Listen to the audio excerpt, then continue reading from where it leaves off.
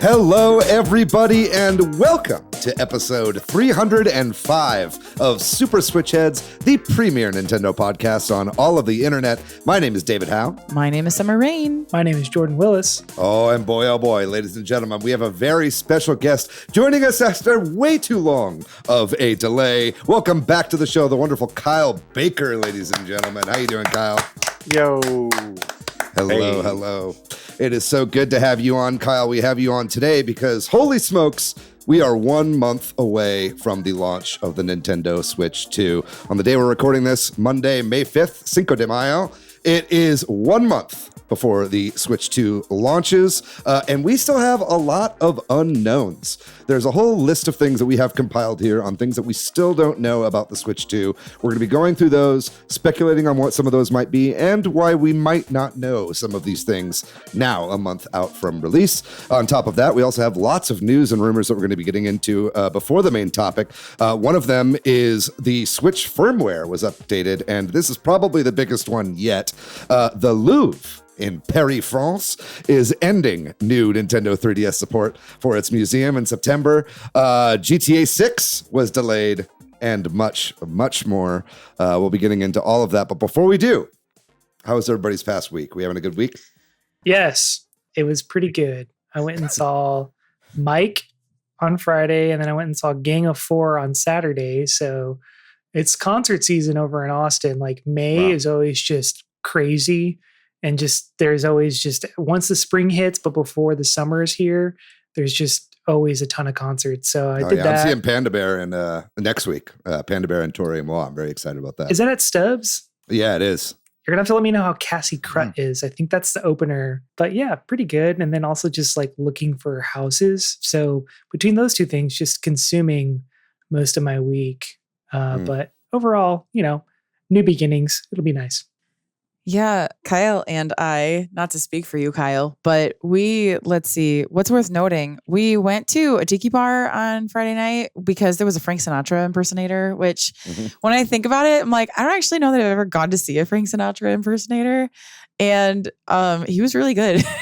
He sounded a crooner fan. I mean, he sounded like Frank Sinatra, so he was doing the job. He was doing the job right. And Kyle's daughter, at one point, there were three women like dancing, like just for their lives in front of him at one point. And Kyle's daughter goes, "Would you say that Frank Sinatra impersonators are sex workers?" And I was like, I look over there and I look back at her and I go, you know what? Yeah, maybe a little bit. And then we did a lot of bee work at the good old honey farm this weekend. The bees are back from Texas up here, and we are feeding them and treating them for mites and splitting them like the healthy ones to turn into more hives. That's exciting. Then did a VGM jam here in Chicago. It was hosted by Kevin and the Quicksavers, which is a jazz band here. I got to sing with them on a couple of tunes. And then the night concluded with just some free jams. It was really fun. Hell yeah. Shout out Robo Lettuce, right? I think I spotted a Robo Lettuce in some of those posts. Friend of the pod, Robo Lettuce, hung out with us and actually played Mario Kart when they played Coconut Mall live. Oh, hell yeah. Yeah, he came in fourth. Yeah, so not too bad. What about you, Kyle? Anything to add beyond what Summer already stole from you? No, just a shout out to Josh. Hog. He was a fun guy to hang out with. He showed up. I lifted him off the ground, which I think he was impressed by because, big guys lifting big guys. But no, I've been working a lot. I've been traveling a lot for work. So seeing weirder parts of Illinois. So that's been fun, but I'm excited to be here tonight. I was excited to work some bees this weekend, spend some time outside. It's beautiful weather in Chicago right now. So happy to do more of that. Nice. Yeah, it's been raining all day in Austin. It's looking like it's going to be raining all day tomorrow too. So Normally I'd be like, oh, but I'm actually pretty pumped about it. We've been in a major drought lately. So the rain is really nice. And we've actually been getting some thunderstorms too. I feel like all the weather that's been happening in Austin has been like going around us. We've got this kind of anti-rain dome in Austin. So we're finally getting some over today, and it looks like tomorrow too. So that's exciting. And I also wanted to give a bit of a shout out to Jeremy. Poop Stump, you might know him as in the Discord, who lent me his PS5 this past week. We saw Thunderbolts together, and he brought his PS5 over because, as he said, there are no games for the thing. So he was happy to lend it to me until Night Rain comes out, or I forget what the next game he was looking forward to was for the PS5. But I'll be talking more about that at the end of the show, but I did want to give a shout out right here at the top. And speaking of shout outs, let's get to some of those right now, because we did an awesome episode last week on water with our good friend Garrett Buss. That was a super fun episode. Thanks everybody who said nice things about that episode and listened to it. I had a ton of fun participating in that episode. A couple shout outs in regards to episode 304. One from the Discord was Kiro Seta. Basically brought up a fun little water fact, that being that the swimming in Super Mario Brothers was actually based on the balloon physics from Balloon Fight, which was obviously programmed by Satoru Iwata. I had never really put two and two together on that, so that was kind of a bit of a mind-blowing tidbit there to learn. So thanks for sharing that, Kiroseta. That was a fun one.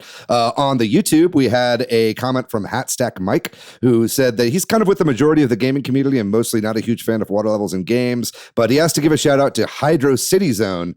Hydro City. We never had that debate here on the podcast. Hydro City. Yeah, Hydro City.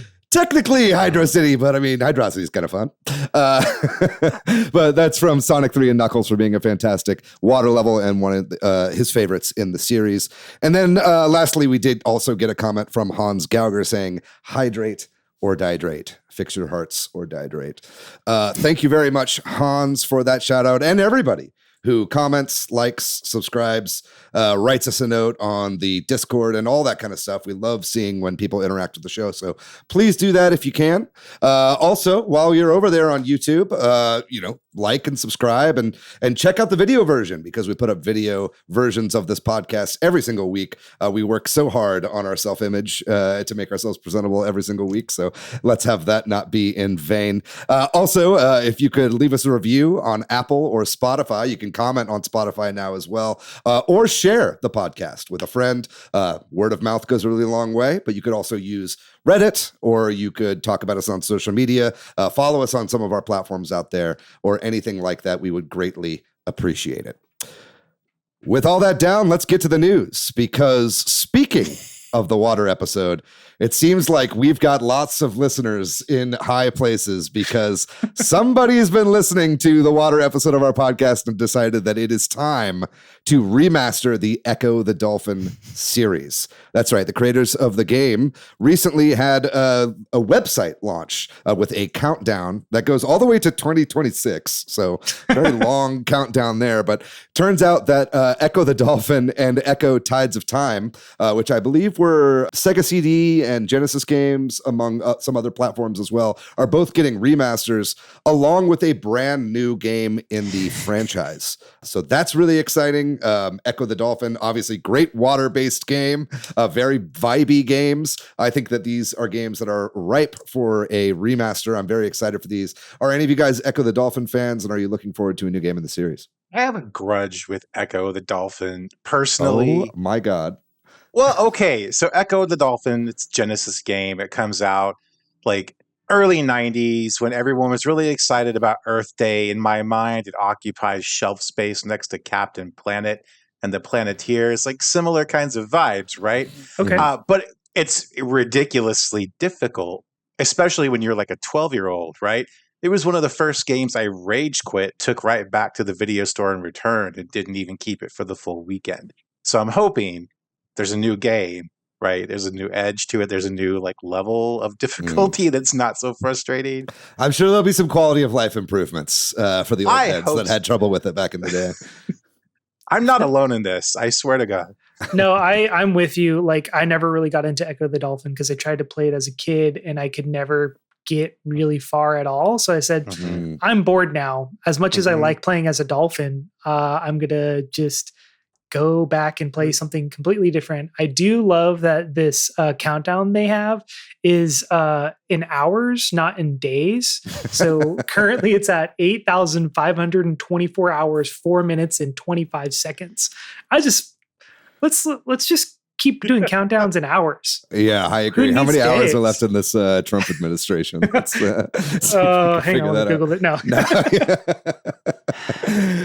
Yeah. I'm kind of with you guys in essence. I mean, I love Echo the Dolphin for its aesthetics and its vibes and its music and everything like that. But the Echo the Dolphin game that I got really into was the Dreamcast game, which was also ported to the PlayStation 2. So that was my Echo of choice. But I agree with you guys that they can be pretty obtuse games in as far as like what you're meant to do. So yeah, hopefully there's lots of room to improve while maintaining some of that core vibe based value that the Echo series has. So I'm very excited for that. But we'll go ahead and move on from water-based news. Hopefully we don't have to talk about water for a while now, to the biggest Switch firmware update that we probably will ever get for the original Switch 1. Firmware 20.0.0 dropped, and subsequently 20.0.1, which fixed a couple bugs that came about in the latest firmware. This had the virtual game card update, which was talked about in the Switch 1 Direct that happened about a week before the Switch 2 Direct. This also added functionality for game share, which is not something that you can do on the Switch 1, but you could start with Switch 2 and send to Switch 1. So that's a little confusing, but this is very much the preparing for the Switch 2 update. Also, speaking of, you can system transfer some of your stuff between Switch 1 and Switch 2 now. And there's also an update to the eShop, which we can get into some more details about here in a second. But just a general vibe check. You guys had a chance to check out this firmware update. Like, it's been pretty controversial to say the least. I will say that now that these updates have actually been made to the home page of the Switch, I think I actually understand them better. Like the way that they prompt you with their own like home menu pages when you click on those icons or tap on them, whatever, I think make it better to understand than the video did for me personally. Totally. Not agreeing or like hating it or whatever. Just understanding it. I understand it now. I feel like Nintendo's been really obtuse for so long that like I'm so lost in the sauce. I don't know if I just understand Nintendo tutorials and text or if it is actually easier to understand. I really don't know. Right. Yeah. I have had a chance to try out some of this stuff. Sadly, some of the functionality of the game card, virtual game card system, I've not been able to fully do because in order to share games with other people, you have to actually be physically close to them, at least to set up initially. Right? Like for the family plan. So I think you have to link a system by being close to a system and then you can share games online, as I understand with this virtual game card system. There's been a lot of fuss, and very justifiably so, about features that are now missing from digital Switch purchases that people have made in the past. A lot of people with the primary and secondary console systems were able to launch a game on their own profile on a secondary console and then have a family member or a friend who has like the primary console for the person that bought the game launch it on their own profile and play games online with each other. It does seem that this update has completely broken that entire functionality that digital Switch games had in the past. And before you say that this was some kind of loophole or something, this was something that was talked about on Nintendo help sites and stuff like that. So Nintendo was aware of this functionality that these games had with the primary and secondary console system that was set up for game sharing in the past.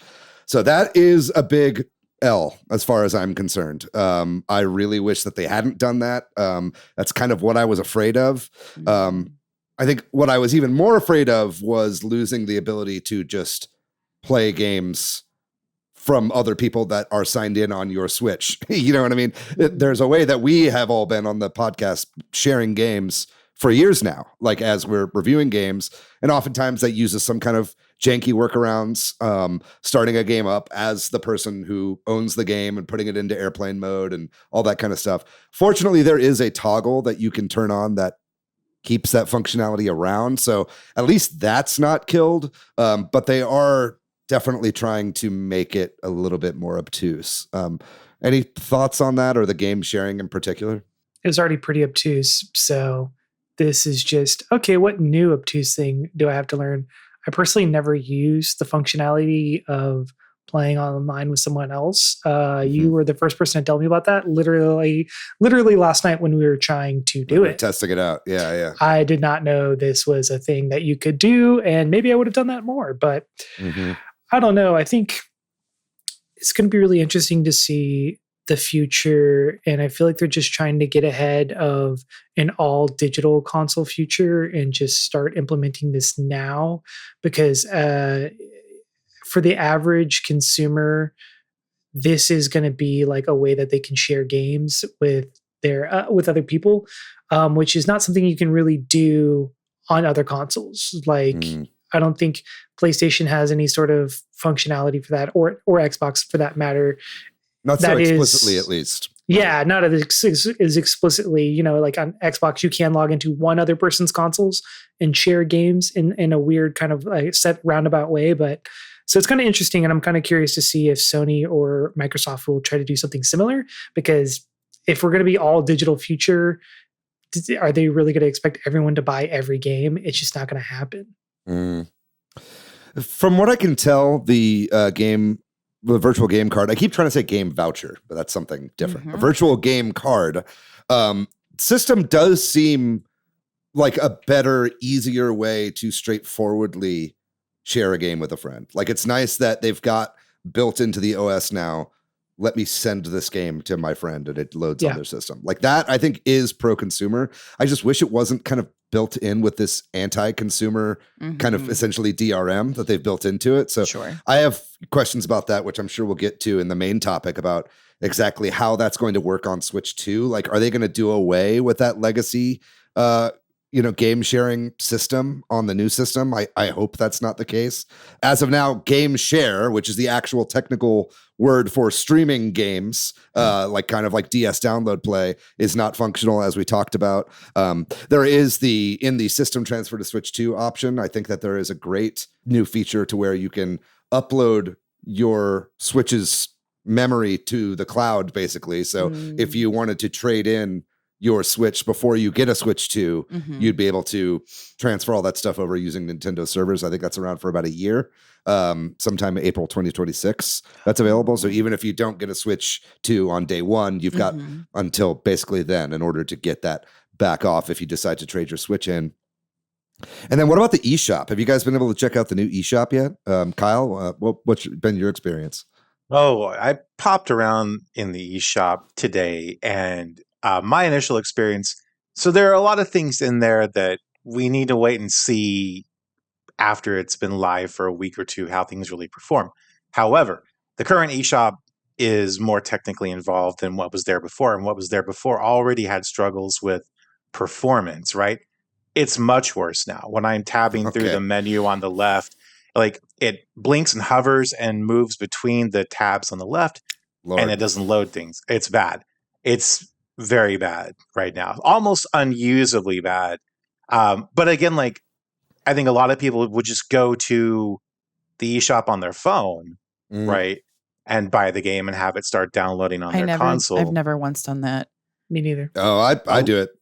Yeah, apparently I've it's only the done easier it through way. the Switch. I didn't even think. Okay, yeah. I'd love if they brought that functionality to the Nintendo Switch app, but we'll be talking more about that in the main topic as well. It is red now. The eShop is red. It's no longer orange. I think the eShop was briefly red for like Mario's 35th anniversary, if I'm remembering correctly. And now the eShop is just red. So that's interesting. I guess it's probably going to remain that way for Switch 2. And they did update some of the like bestsellers list, I think, in an effort to combat some of the shovelware that keep staying at the top because they're kind of perpetually on sale. I think now they have it to where it's instead of like for the past week or month bestsellers, it's in the past 3 days.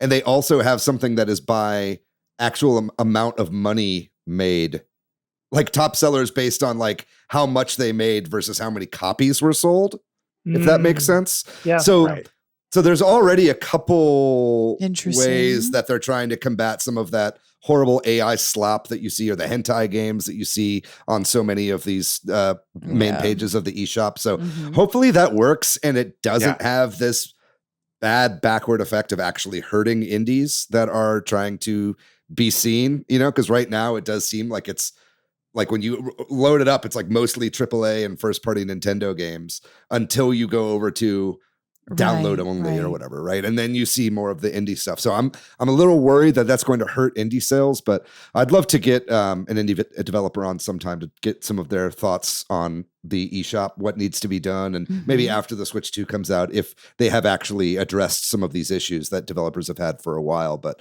I find that pretty interesting. Last thing I'll say on the firmware update before we move on, it does seem also that virtual game cards you can manage from online.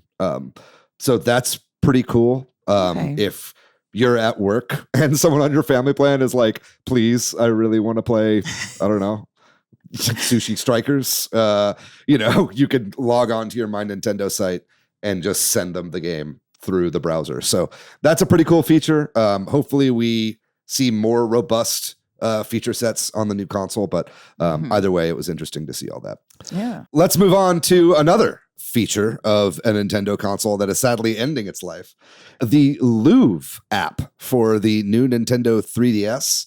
Basically, if you were not familiar, the Louvre Museum, where the Mona Lisa was born, or at least is held in its current state of life, Nintendo had a weird arrangement with them where they basically would give out 3DSs to patrons who wanted to have audio and kind of an interactive map of the museum in order to learn more about each painting. And it seems like Nintendo will be sunsetting that app or getting rid of those 3DSs from the museum in September.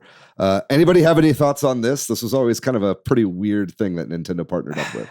Gotta get there before September, I guess. I didn't realize I needed to travel to France so soon to try this out, because this is fascinating. This news is news to me because I didn't even know that this was a thing there. Always interesting to find out all of the funny just agreements that happened with the 3DS and new 3DS. When are they replacing them with Switch lights? That's what I want to know. That's a good question. It does say in here on the website, it says the new Nintendo 3DS console audio guides will go out of operation in September 2025 to be replaced by a new system.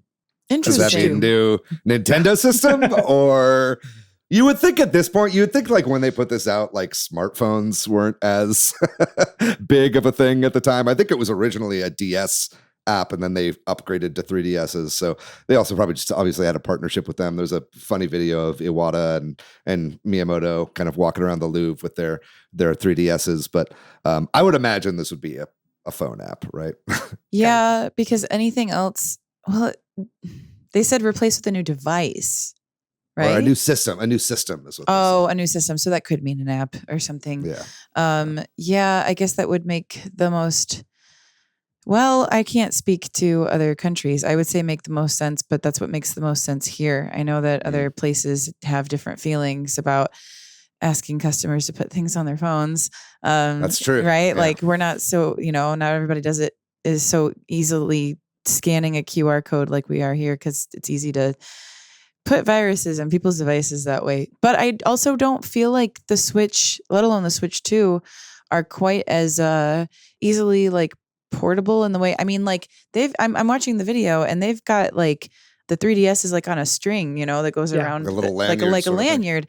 And I don't see the Switch being as, I guess, comfortable or just as portable as that. Maybe I'm still really biased to the 3DS, but I don't know that the Switch quite cuts it. I don't know. They're switching to Steam Decks.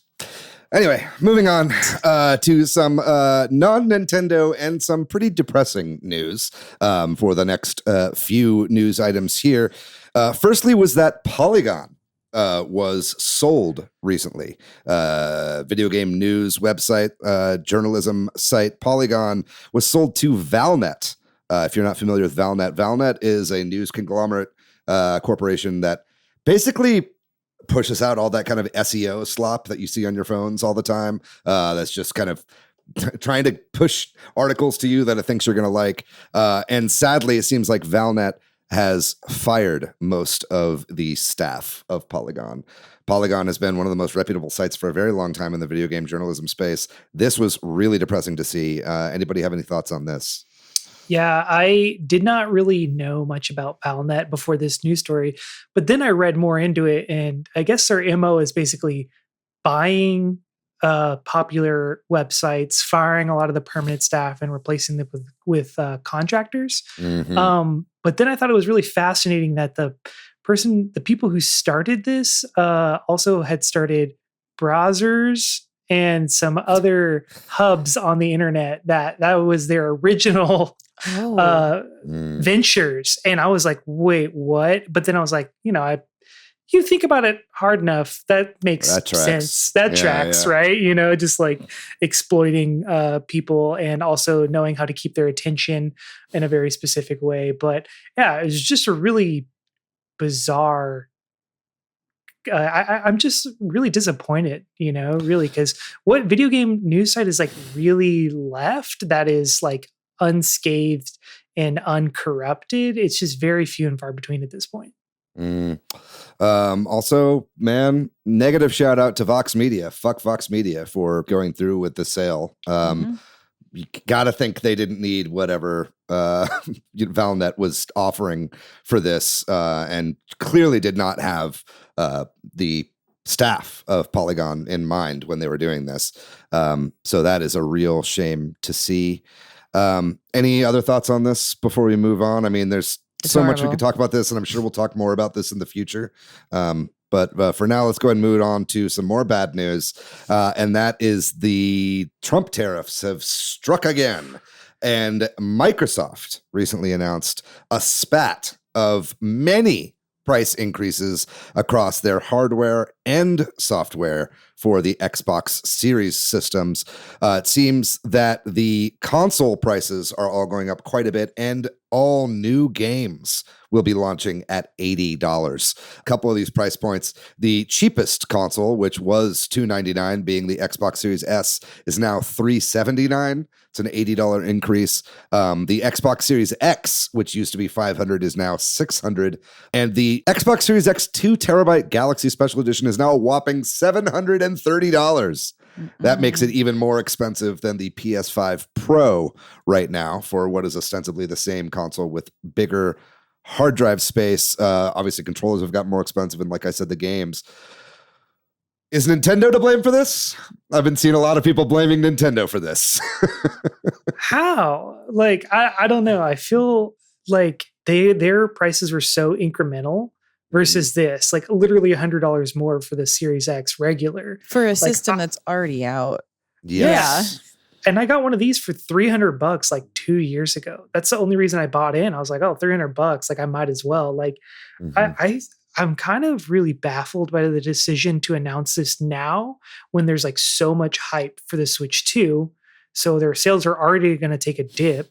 Why not play a game of chicken with Sony and just let them cave? And then you can be the guy that's like, oh, well, they're raising the prices, so I guess we got to do it now too. Like they're basically or undercut them a little bit. Yeah. Right. Like they're handing Sony a dub. Like I just don't understand the reasoning of like announcing it right now.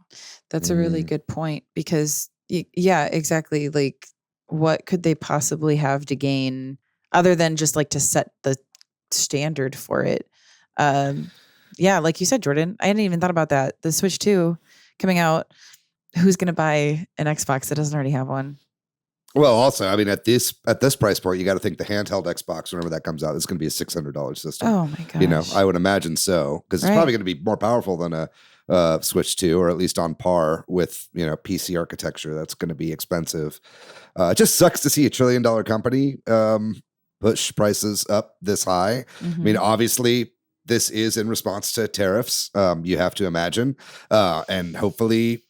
that means that these prices aren't always going to be this high. But, I fear that a lot of these price increases, by the time the Trump administration leaves and a lot of these tariff systems are taken away, if that does happen, inflation will just have kept these prices up where they are right now. Kyle, what about you? Do you see PlayStation following suit real soon with a price increase for the PS5 here in the States? Oh, probably. I mean, I think for as good as they can be about strategy in other instances, both Microsoft and Sony have had a lot of own goals when it comes to this. And I could see them Sony thinking, well, Nintendo bit the bullet for all of us, and Microsoft increased their prices. So they must know something about consumer spending that's coming. So we have to keep up because we're leaving money on the table, right? This sometimes in a specific tightly knit industry, you get this kind of inbreeding of thought where people see someone else doing something and feel like even if they can't justify it, they have to keep up with it, right? Because it's devaluing their system from their perspective if they don't. But it's an own goal. It's a self-inflicted wound, right? Mm-hmm. Microsoft could have stood pat with their prices and been able to point to that as an alternative to the Switch 2. Like if you hadn't gotten a Series S yet, hey, it's $175 cheaper than the Switch 2, and it's just as good, and you can play more games, and there's Game Pass, blah blah blah blah blah. Just absolutely stupid decision. Yeah. I mean, them being in last place right now is also like you're really not making any of that any easier to get people bought into your ecosystem. It does make Game Pass look more, attractive, obviously, as you just said, but we'll have to see what the next play is for PlayStation, but I would imagine that is just around the corner. Mm-hmm. Another delay to talk about. It seems that GTA 6, the most anticipated game of 2025, is now a 2026 game. And the game has been officially pushed forward to May 26th, 2026. So that is just over a year from today. That is not super surprising to me. Mm-hmm. But I was looking forward to maybe playing GTA 5 this year. Anybody have any thoughts on this? You can still play GTA 5 this year. I meant 6. Yeah. The Nintendo Switch 2 edition of GTA 5. That's what I meant. Yeah. Yeah. I am not surprised at all. I thought 2025 was a lofty goal. I'm like, we have not seen anything of this game really. So I'm like, there's no way. Like the QA testing alone, it's probably going to take like a year. But I'm really curious to see like if they're going to try to get this bad boy running on the Switch 2 or not. That is like my one big question. I don't think it is possible, but it probably is. I mean, like they ported the Hogwarts Legacy to Switch and it looked like dog shit, but it ran. So maybe it's possible that they're going to get this GTA 6. Is that the reason for the delay? I don't think so. But I bet you, yeah. And then also like, I think for them to separate themselves a little bit from the launch of the Switch 2 is like kind of smart, even though it's not going to be the same player base, but kind of let the hype kind of die down, release it towards the end of the life cycle of the PS5 and the Series X when everyone already has like the most market share. So like everyone already has these consoles, so everyone will be able to buy GTA 6 and just really maximize their sales overall. But I'm also just really curious how much this game is going to have to sell to like make a profit, because it's going to have to be like an astronomical number. And if there's any franchise that can do it, it is GTA 6. But I got a feeling they'll be just fine. Yeah. But just curious, Anyway. Well, moving on to some other news, this time about Epic, the company who makes Fortnite, Unreal Engine, and other stuff. Jordan, you put some of this stuff here on the news, but it seems like there has been a court case where the courts have sided with Epic over Epic and Apple. And also there was some new stuff about the Epic Game Store. Would you mind explaining some of this news for us?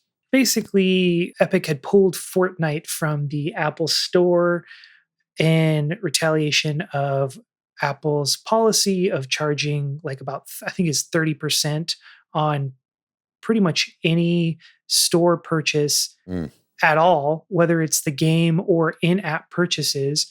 And a judge kind of, if I'm understanding correctly, basically said, well, if it's an in-app purchase, you're charging that 15 to 30% range in-app, you're actually decentivizing competition, and therefore it is technically illegal to be charging that. And Apple said, basically kind of was like, well, we're going to do it anyway. And so, this lawsuit's been kind of stretched out for a long time. I feel like this has been years. Yeah. But, I think 2021-ish is kind of when it started all kind of going down. So yeah, a judge came down again and said they sided with Fortnite, sided with Epic, and said, like, y'all can't be doing this, which is just kind of like weird. I think we've talked about it before, to root for Epic because of another company's bad practices, like, but yeah, that's kind of the gist of it. So it's just kind of interesting. Yeah. Yes. It has been such a long ordeal. It's nice to see Apple kind of like finally take a little bit of responsibility or be put in their place. Yes. It's usually the European lawmakers that are forcing Apple to do things. So it's nice to see some American courts put the smack down on Tim Apple and his merry band of phone haulers. But the Epic Game Store stuff is kind of interesting to me.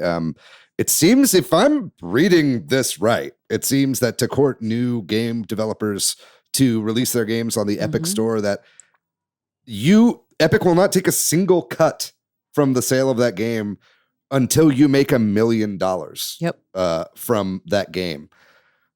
That is crazy. I don't know if there are loopholes that I did not see in that news item there. I know that they've done similar things with Unreal Engine. Like if you want to license Unreal Engine 5, say, to make your game, you can make a certain amount of money off of that before you ever have to pay a licensing fee for Unreal Engine. So the fact that they're doing that on their storefront as well is pretty incredible. I can imagine a lot of developers would want to make their game exclusively Epic Game Store for that. But the problem is nobody wants to buy their fucking games on Epic Game Store, right? So this is definitely an incentive for developers, but I don't know if it is for the consumers. Right. I know, like, it might influence some people who want to support indies to purchase from the Epic Game Store, because that was kind of my thought was, oh, I guess there are some games that I'll be buying from the Epic Game Store. Now, I've been trying to keep up with some conversations regarding this. It sounds like developers are just like desperate that Steam or that Valve will maybe feel some pressure if this goes well for Epic, but it probably won't. They are just so overwhelmingly successful. It's still a positive thing, but developers need the visibility of Steam. It's too valuable, even just for visibility's sake. So I don't know that it's going to make anybody go exclusively to Epic, but I think it alone will help some companies not just go completely under as soon as they publish. The cynical take in me is like, this is really going to benefit larger publishers more so than indies. Like games that are already going to sell up to $1 million is basically kind of just giving AAA studios an extra $1 million. That's kind of how this reads to me. No, because like $1 million to a AAA studio is nothing, though. True. I just literally don't know anybody who buys anything on the Epic Game Store. Like I go on the Epic Game Store and I grab free games. That's all I do. That's fair. I was gonna say the only game that I've ever gotten from, like, I literally downloaded the Epic Game Store so that I could get Infinity Nikki because it wasn't on Steam. It was the only place that I could get, and that's a free game. Like I can't. Right. That's literally the only reason. If there's an exclusive and it goes viral or something, and people really want to get the game, then yeah. I mean, people will I think most people just wait. It's like, what was it? Eventually, Prince of Persia, the new Prince of Persia came out on Steam, right? Or maybe it's still Epic exclusive. I'm not exactly sure. I know Kingdom Hearts is on Steam now. That was one that was Epic exclusive for a while. So, oh yeah. We'll have to see. But I mean, most people are just patient because there's 1 million fucking games. And, they'll play it on Switch 2 or something before doing that. But speaking of Switch 2, let's move back to Nintendo real quick for these last two news items. Firstly, I just want to give an update that it seems that Nintendo is, in fact, suing Genki.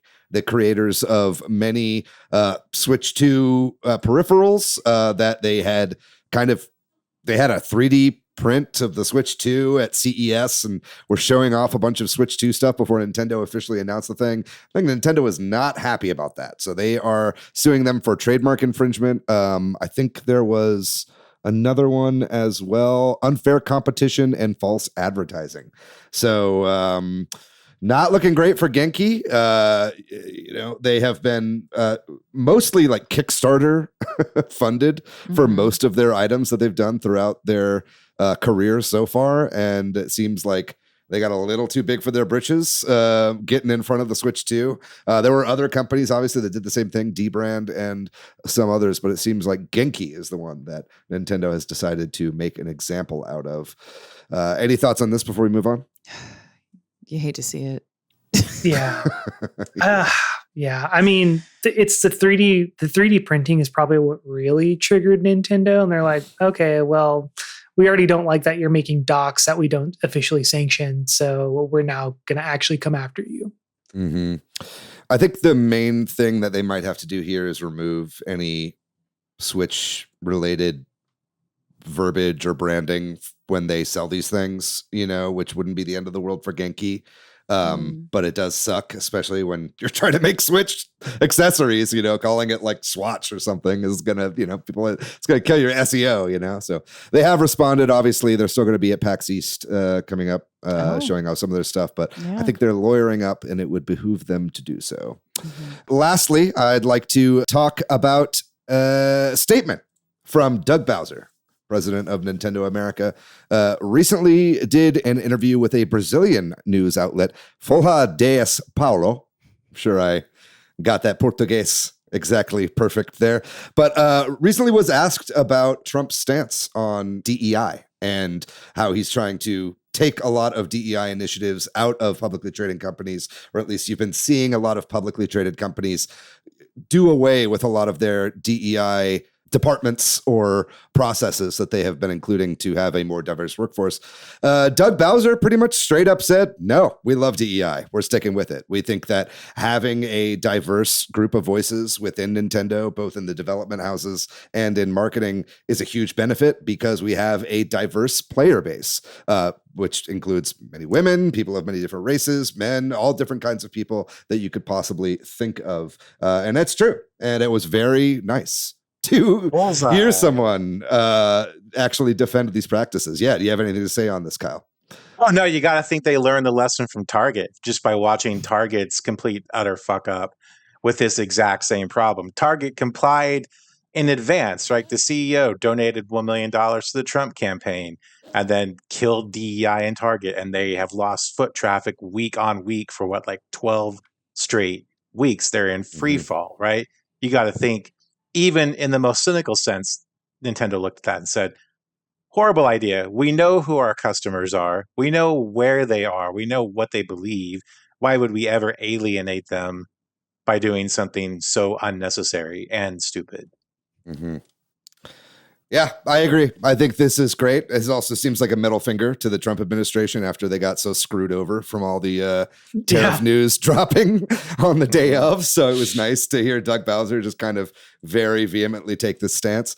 And you know what? As soon as the FAA started cutting DEI practices, a bunch of planes started falling from the sky. So maybe a little bit of diversity, equity, inclusion is the secret sauce that makes this world go around. So good on Nintendo for holding their ground and staying strong on diversity. And with that, I think we are going to move on to our main topic, which is all about the Switch 2, 1 month away from release, and what we still do not know, right after this break.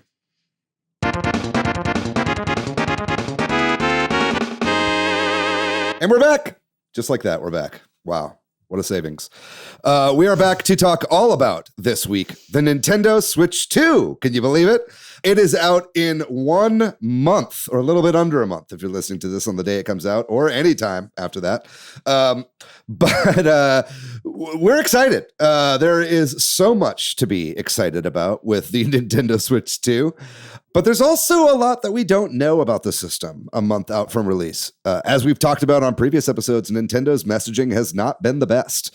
And in order to find out all the information about this new system, you've had to kind of go onto several different web portals or read different interviews or do all sorts of different kind of stuff to really understand all that there is to know about the Nintendo Switch 2. We've tried to break it all down for you, but there's certainly some things that Nintendo has just been opaque about. We're going to be talking about all of those. But before we get into our list of questions we have about the Nintendo Switch 2, I want to get a general vibe check. We're a month away from the launch of the new system. Are we tepid? Where's your hype level? I have already looked at my work calendar to make sure and literally said this to Kyle today when I was checking my work calendar. I, in my brain, got it mixed up, like the date. I didn't realize it's coming out on a Thursday and not a Friday. Mm-hmm. And I was looking at my work calendar, and I have a work meeting from 10:30 to noon the day that the Switch 2 comes out. And I'm going to have to test my laptop's Wi-Fi strength from my front porch. Because if it's not here by then, I'm going to be taking that meeting from my front porch. To make sure it gets delivered and not taken back. I am not risking that box not getting to me. And it's going straight in my hands. It's not getting put on my front doorstep. It is going in my hands. If that indicates social distancing be damned. If that indicates my level of, I'm probably gonna bake the night before, right? So I can have something for the person delivering it. Because that's really stressful for them as well. Precious goods. So, because I've got 2 delivery people coming to my house as well, right? From 2 different places. That's right. Assuming one gets there before the other, What if they crash? Oh man, I'm gonna make them fight. Actually. Oh Lord, yeah. I did just put in PTO for the 5th of June, so I am officially taking that day off of work. Yeah. I've got a lot of PTO to burn before I lose it all, so that is one of them. Is Switch launch day. I don't know exactly what I'll be playing. I guess Mario Kart, but I'm pretty excited. Game you got, Mario Kart? Yeah, the game that I got with the system. But what about you, Jordan? What's your hype level? I think I am tepid, probably the most tepid out of all of us. I think it'll grow as we get a little bit closer. I think I just want to see more than just Mario Kart. The launch titles are not exactly wowing me, and I'm not looking forward to spend a full price on games at launch that some are going to be more expensive. That being said, I am really excited for Mario Kart. I probably will finally pick up Yakuza 0, but I am also tepid because I know I'm going to love Yakuza 0 and then want to play every Yakuza game. And that is daunting and scary to do, just have to reckon with. Embrace it. There's too many games. It's so many. It's 10 games at this point. Yeah, I've also been. I'm staring down the barrel of the Yakuza series the same way I'm staring down the barrel of Doctor Who and One Piece. I'm I just don't know if I can take the plunge. Yeah, dude. It's like Metal Gear Solid. It's okay, 5 games capped, you're done, right? Yeah. You did that. Yeah. That was perfect amount, but it's just it took me a year too. Yeah, and those games aren't even that long. But anyways, I'm somewhere in the middle. Kyle, what about you? Oh, I'm jazzed. Yeah, no, I obviously living in the same house with a person who is already going to be waiting on the front porch for the package to arrive. Well, you'll have already gotten yours. I'm fully aware. I'm going to Best Buy, getting mine at midnight, bringing it back home. I have already researched TripAdvisor for the best places to get cocaine in my neighborhood. I'm going to be up all night long. On TripAdvisor? Yeah. I mean, there's more than one place, right? It's based. It's fantastic. I'm very excited. I'm taking the day off that Friday as well. So yeah, I'm jazzed. It's going to be, I'm also really excited. There's a lot more that I think is going to be available at launch. Some things like Hades 2, which is supposed to be, isn't that supposed to be a launch title? It is. No, they didn't say launch. They just said. I think they said it's. I heard launch. Yeah. Deltarune chapters 3 and 4. Deltarune, Mario Kart World. There's just going to be a bunch of things to do. More than Fast I can Fusion. Do. In that whole weekend, I'm excited. I'm pumped. I'm stoked. Mm-hmm. It's great. I wasn't really into. I had fallen out of gaming when the Switch came out, so I missed that 2017 zeitgeist, and I'm excited to be with it, tuned in right now. Ground level. Let's go. Yeah. I'm glad to hear. Yeah, I'm also going to be at GameStop at midnight, so I'm excited about that. Hopefully, I'll be seeing Patrick on that day as I hand the Switch 2 to him. That'll be exciting as well. But that's our hype levels. Now we got a lot of known unknowns, in the words of Colin Powell, I believe. On first time I've mentioned Colin Powell on the podcast.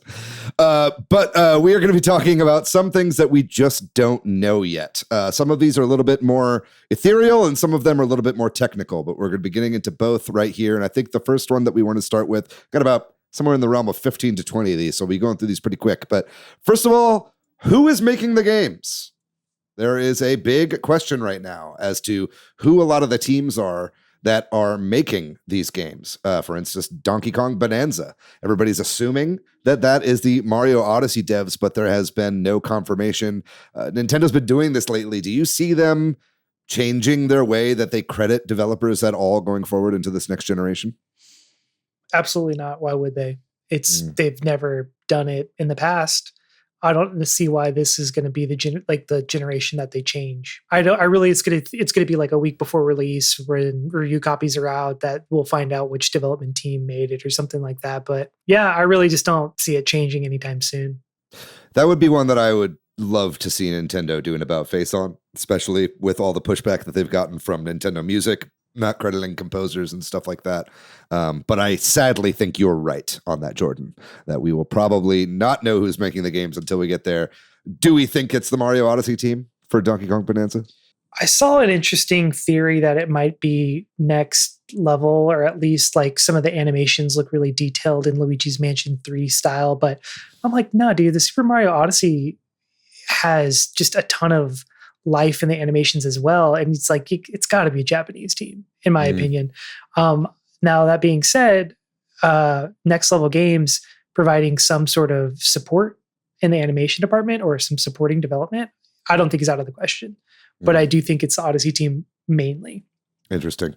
Yeah, I think it's probably mostly the Odyssey team with maybe an assist from Next Level or maybe even NST, Nintendo Software Technology, in Redmond, Washington.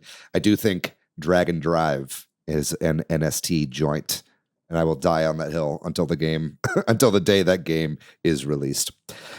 Next thing that we do not know, will Nintendo be able to keep their steady cadence of releases?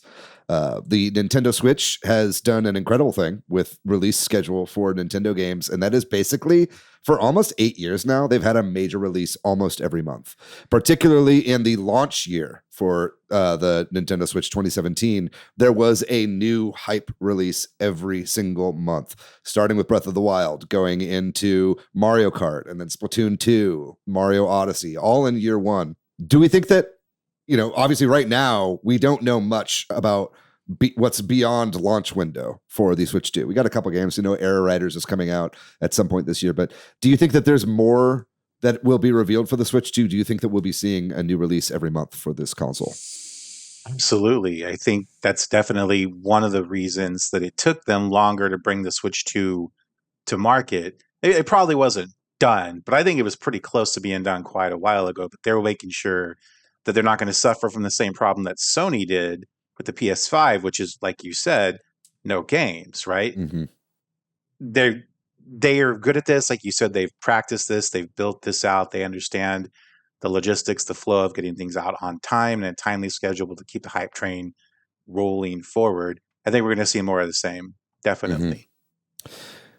Yeah, my main concern there would be that they put out a game like every month in this first year in 2025 into 2026 and then kind of shoot themselves in the foot because they blow their load a little bit too early. And then we've got Wii U style droughts of game releases later into the life cycle of the system. But hopefully that's not the case. You'd like to think that, especially with proper third-party support this go round with a lot newer games coming to the console, that we'll be seeing at least hype AAA releases in some form or another.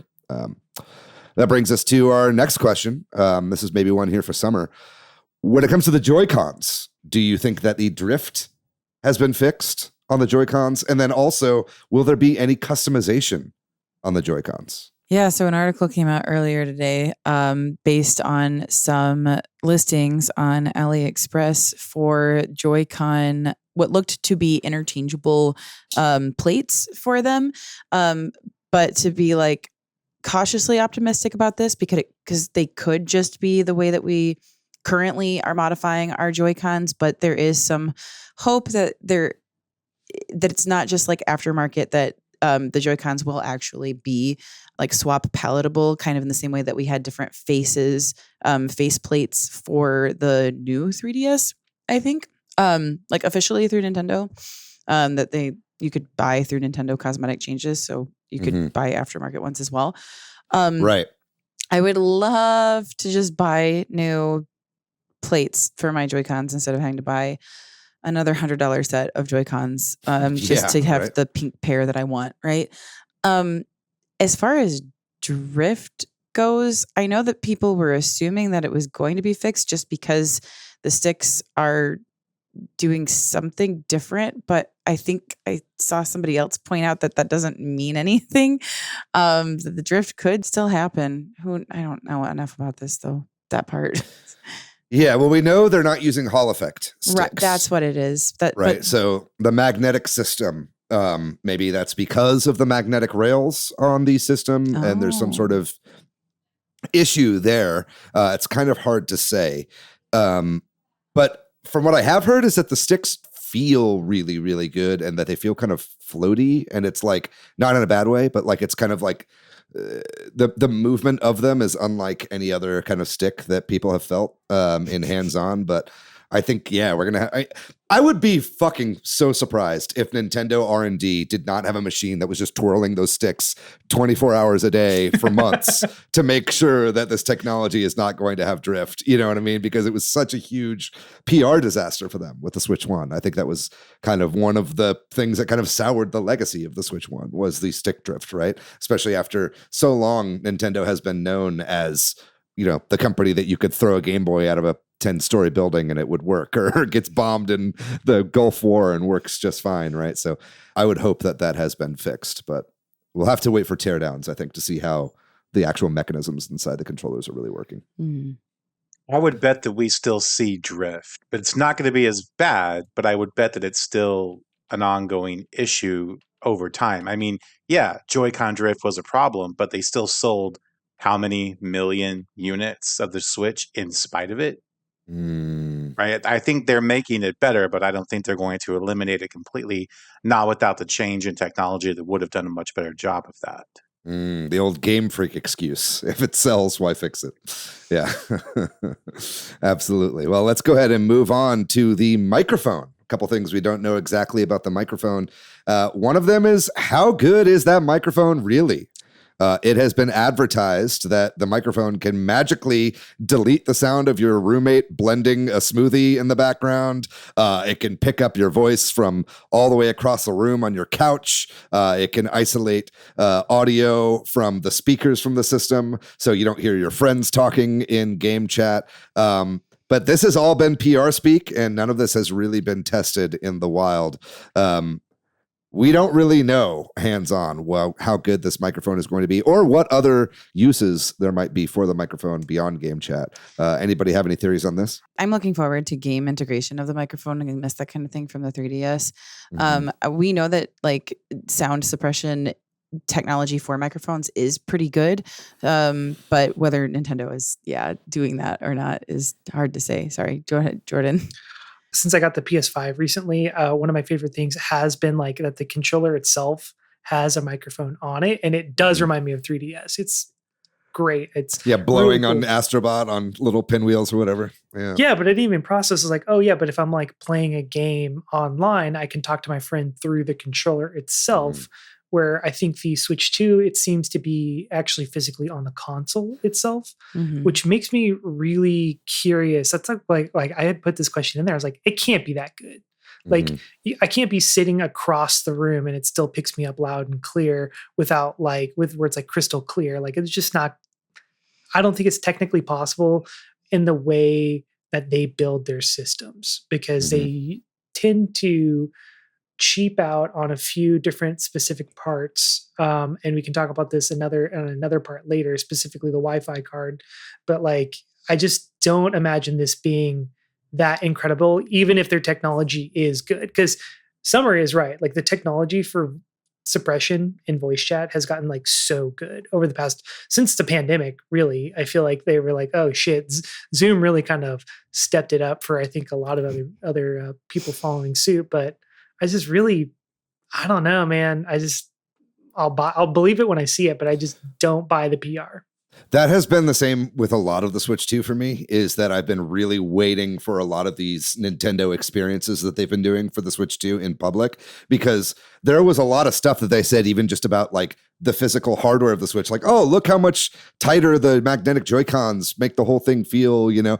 But it was like, okay, great. Yeah, Nintendo's saying that. But they probably also said the same thing about the Joy-Con rails. And then when I got the system, the first thing I noticed was how creaky it felt in my hands, right? I think the very first time I ever touched a Switch, I was like kind of shocked by that, right? So, you know, hearing that the console feels like a Switch Lite, you know, when the magnetic Joy-Cons are attached, from people that are not being paid by Nintendo to say this, gets me excited. So yeah, hopefully there will be a lot of teardowns and early impressions of Switch hardware right before the system actually launches. But we'll have to see about that. Speaking about game chat, I wanted to also bring up something that I had on this list as an unknown, but we actually got the answer to, buried deep within one of the websites for Nintendo. And that was, can you party with more than 4 people in voice chat? And the answer is yes. Nintendo's official website has said that you can party with up to 12 people in game chat, voice only. Now, up to 4 people can share their video screen. And I think that means even if you have a party of 12 people, that you can still have people share video, but it's a max of 4. I might be wrong on that. That's still an unknown on exactly, like, if is a video game chat a separate party from a audio game chat, right? So that's at least one thing that we do know here. But I think game chat still does have other questions as well. Some of those would be, how do you party up? Like, is there messaging included on the system? Like, am I going to just have to send an invite to a room, or will I be able to be like, on my Switch, hey, do you want to play Puyo Puyo Tetris 2S? And then my friends send me back, nah, I want to play fucking Puzzle Bubble Every Bubble. I'm getting too into the weeds on this, but I'm just curious about how like invites will work and stuff like that as far as game chat is concerned. And then also, you know, it's been said that when Switch 1 users can still use the Nintendo Switch Online phone app for voice, but will you be able to game chat from your Switch 2 with people using the Nintendo Switch phone app to voice chat? Like, there's a lot of confusion around multiplayer between the Nintendo Switch 2 and the Nintendo Switch 1. Do you guys have any thoughts on that, on game chat, on partying up? Like, what are you guys' takes on that? I don't even know how voice chat works in the app, to be completely honest. I see like the notification every so often when I'm playing a game that's like, you can use the app to talk to people you're playing with right now. And I'm like, no, I won't. I don't even know like if it works well or... The only time I ever used it was when we played Among Us. And that was just for the like Inquisition phase. And it wasn't very good for that. But like, I mean, there's a lot of speculation about this, but at the same time, this is here to solve a problem that Discord has already solved and that most gamers already like. So I understand like the benefit of the feature being built into the Switch too, right? But I probably also will just keep using Discord chats for my gaming sessions with people. This is one of those that obviously it's going to need a hands-on to really know exactly how well this is going to work. I mean, I'm really excited for the Switch 2, I think mainly because I'm primarily a handheld gamer when it comes to the Switch. I would say I'm probably 70-30 on handheld versus TV play. Mostly that's because mostly what I play is Picross. But still, I think that having that in my hand, not having to have a phone off to my side or have one headphone in from my phone and one headphone in from the Switch or whatever. I think having the voice and the game all come through the same speakers at me is going to be very convenient. So I'm really excited for this feature personally. I just hope it works as well as it's advertised, because Nintendo sure is putting a lot of eggs in this game chat basket. Speaking of multiplayer between Switch 1 and Switch 2, I got another unanswered question, and that's exactly how will multiplayer work between a Switch 2 system and a Nintendo Switch 1 system. Let's say that I want to play Super Mario Party Jamboree on my Nintendo Switch 2 with a friend that has Super Mario Party Jamboree for the Switch 1. Am I going to be able to play online with them if I'm playing a Nintendo Switch 2 version? Will I have to load a Switch 1 version of the game in order to play with my friend that's on a Switch 1? I'm not talking about game share here, like the streaming thing. I'm just talking about regular multiplayer gaming, or even Fortnite or something like that. Like, how is all this going to like connect? Anybody have any thoughts on this? Nintendo has not been very transparent about this. I think we've kind of gotten to a point in gaming where things run cross-platform pretty well. And I would hope that Nintendo upgrading their entire backend system when they were getting rid of the 3DS and the Wii U eShop and unifying everything into one like centralized place, that there is some parity between the Switch 1 and Switch 2 networks to where this just works. That's my hope. Now, whether that happens or not, I don't know.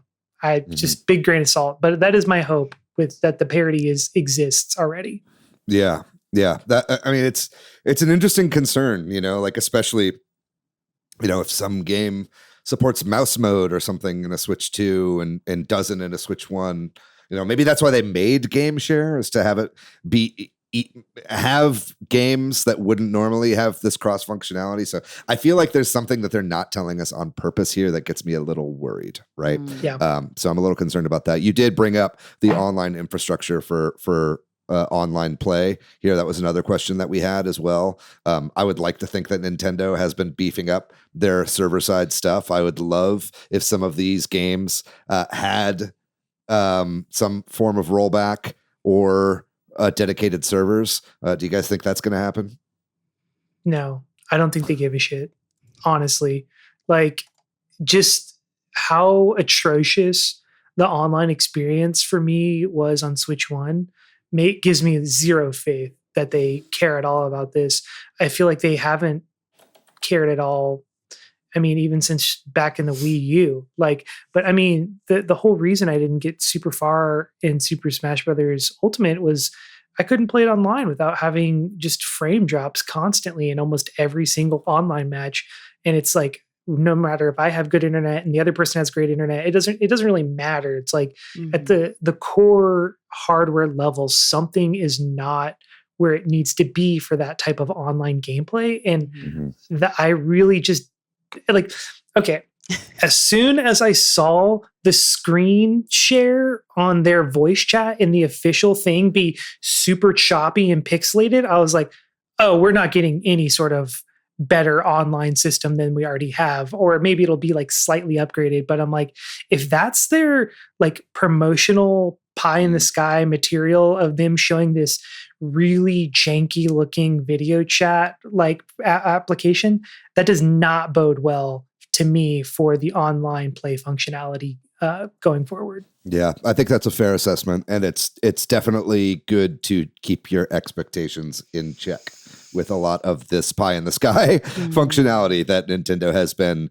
advertising for the Switch 2. I hope to be wrong on that, and I hope to have some of this exceed my expectations, but we'll just have to see. We do at least know that Street Fighter 6 has rollback with the online fighting there. So that I know a lot of Nintendo Switch ports of fighting games did not support rollback. It seems like that the Switch 2's hardware better supports it. Maybe it's like Wi-Fi chip is better, or I don't know exactly what was stopping it before, but I hope to see Nintendo incorporate rollback into a lot of their first party games as well. I'm looking at you, Mario Maker. Anyway, moving on. Will games play like they are in docked mode when in handheld, or will they still be 720p is the question.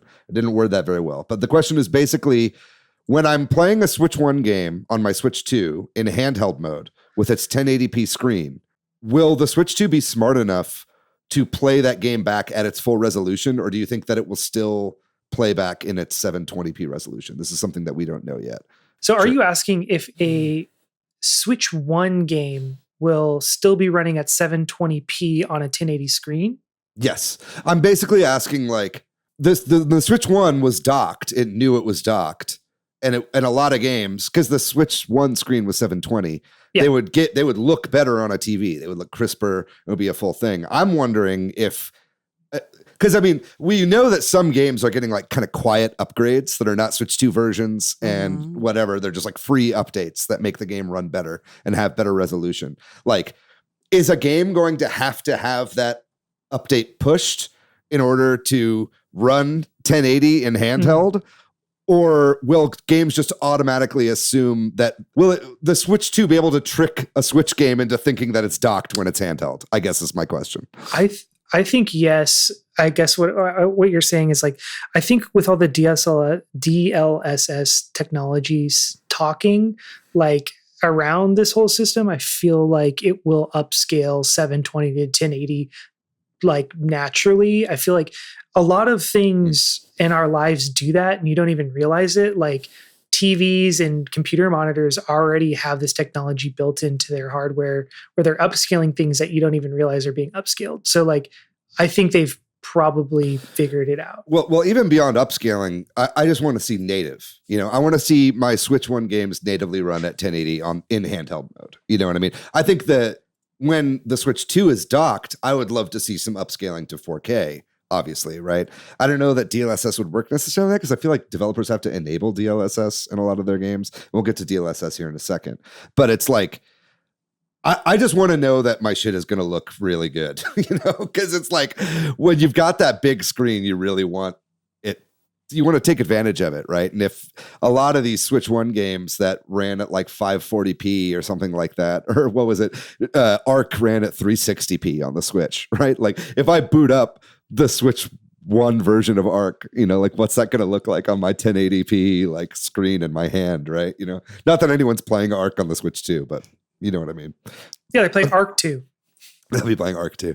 That brings us to another question, which is, what is the timeline on improved games, right? Like, we know that, like, say, Echoes of Wisdom, for instance, is getting an upgrade, a kind of quiet upgrade to unlock its frame rates and to perform better.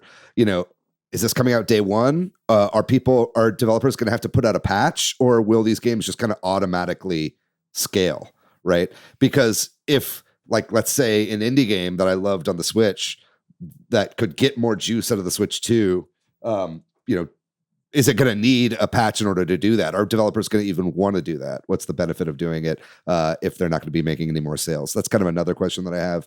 Just a curio that I thought of. Let's move on to DLSS.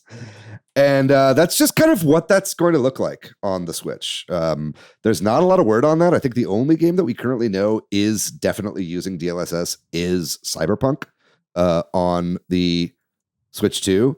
Nintendo has not made any announcement on any of their first-party games using DLSS or ray tracing, for that matter. Do you think that we'll be seeing stuff? I thought they said Metroid was going to have a mode that used that. Ray tracing or DLSS? Ray tracing. Potentially. If they did, I missed it. The game certainly... There were two modes. You can run it in two modes. One was for performance and one was for...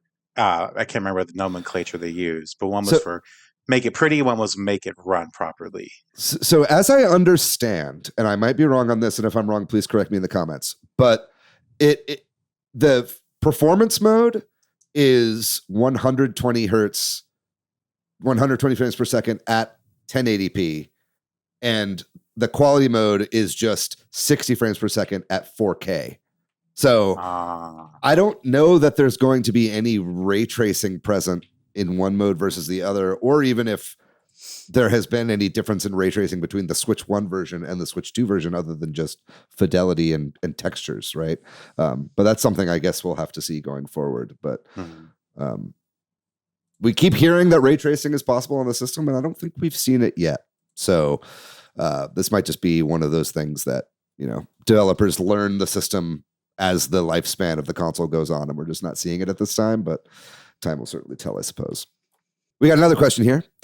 And this one is kind of getting back into some of the technical stuff that I had questions about. And that is, we've seen that you can change the display resolution of the Switch 2 in the system settings. There is a little drop-down menu where you could choose 4K, 1440p, or 1080p from a system level. I had a question that was basically, if I lower my resolution on the system level, will that make games that chug at 4K run better at 1080p? Like, for instance, I'm looking at Mario Kart World. Like, we saw footage of Mario Kart World running, I think, at 1440p, where it had the 2-player split screen, and that was running at a solid 60 frames per second. But then when they brought it down to the 4-player split screen, it dropped down to 30 frames per second again, right? I'm sure that's at a higher resolution, that's running at 1440p or 4K. So that's going to be more taxing on the system to have more people split screen like that. But if I drop the system down to 1080p, do you think that we'll see performance improvements on any games? And do you think this might be a secret way for people to get more juice out of the system? Oh, I think that's been true of games on, PC gaming and other consoles for a very, very long time. So I don't know why the Switch would be any different now that we have those resolution options. Mm-hmm. It's certainly not something that they're being public about at all. No, yeah, but I'm sure that once games start to come out, in the same way that you have recommended settings to play certain games at in certain modes, I'm sure developers on their own will be like, hey, if you're playing this game with 4 people, maybe play it in 1080 instead of whatever else. Mm-hmm. Not gonna lie, that's just kind of annoying to have to do, unless it's built into the game. It's very non-Nintendo, right? Yeah, I just don't want to have to go to the system settings and switch it down just to get a better rate or a better frame rate. It's just it doesn't feel right. It's everything just kind of supposed to plug and play a little bit. So I don't know. We'll see. I mean, I don't see theoretically why it shouldn't be that way, but I wonder if there's going to be certain caps on frame rates in the system that just, it doesn't matter what resolution it's at. It runs at a specific frame rate anyway. I don't know. Right. I think it would behoove developers to have uncapped frame rates, right? Yeah. On certain things, or at least when playing at a certain resolution. But then it's you would just want a slider or the ability to change that within the game like you would on a PC game. But I can't see that being the norm on the new Nintendo Switch. But I just called it the new Nintendo Switch. Oof, wow, that was a bad timeline that just flashed in front of my eyes. We talked too much about the new 3DS. So yeah, exactly. Understandably confusing. Another question that we do not have answered right now is what will be a revamp? How will the eShop be revamped on the Switch 2? There have been some rumors, and Nintendo has been cagey about it, saying that there will be new experiences on the eShop, but that these still will be the same eShops still. I don't know if that means that it's going to be the same and it's just the processing power of the Switch makes it run faster. But do you guys think we'll be seeing any new features for the eShop on the Switch 2? I mean, the recommendations, I can't remember again the name they have for it in the menu, but supposedly there is a system to do, like some other services do, to recommend games based on things you selected before, or that you have shown a lot of interest in playing. I also heard tell that the indexing and searching is going to be better for the Switch 2 eShop, that it'll be easier to search and find for the things you're looking for.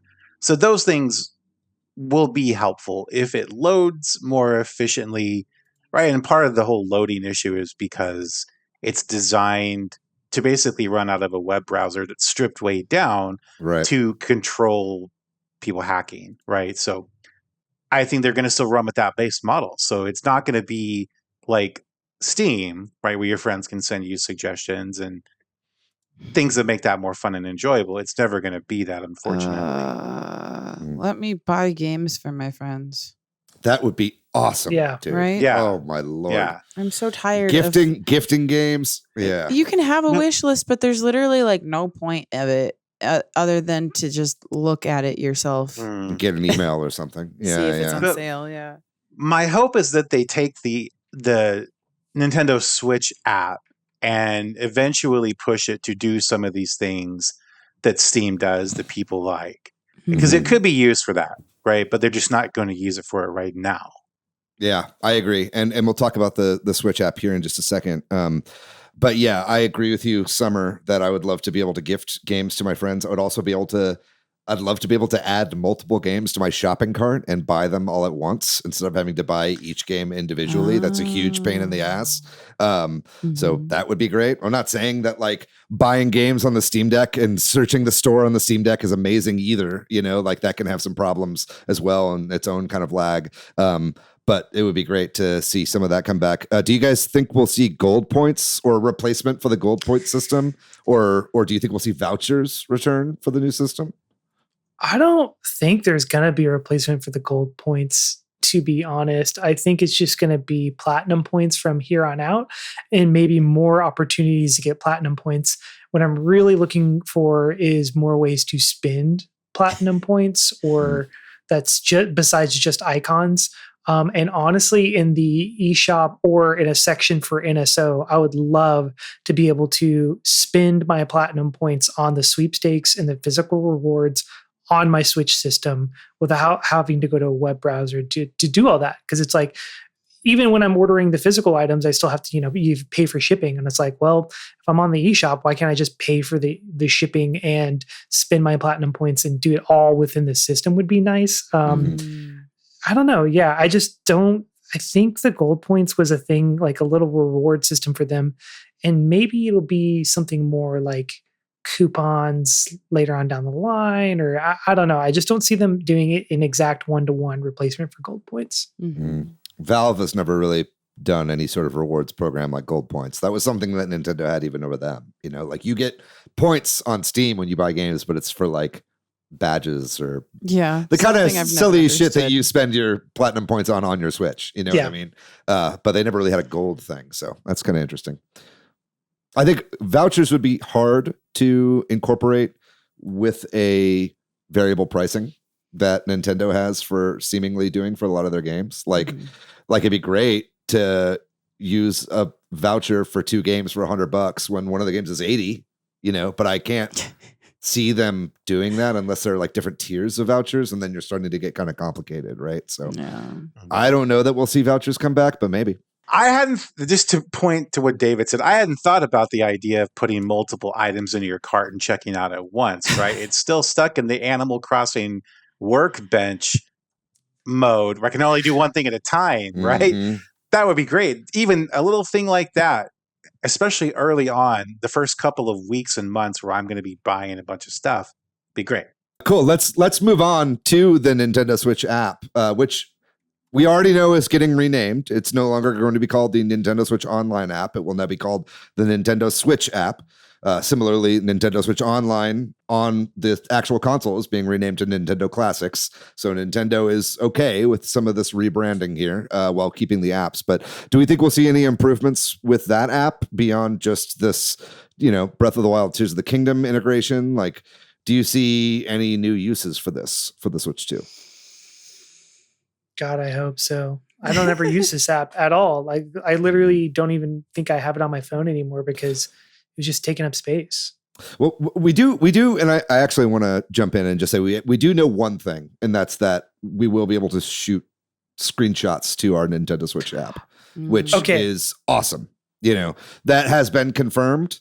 But as far as any other features like shopping or anything else, we still don't know anything. You guys think of anything else that might be able to be added? Since I'm specifically thinking about the way that they're integrating Legend of Zelda with the app, and I wonder if other developers will see that and think that they might want to come up with a companion app that is included within the Nintendo app. And I'm thinking specifically to the GPS in Tears of the Kingdom, Breath of the Wild, but also the item sharing, like being able to send items to your friends seems kind of wild to me.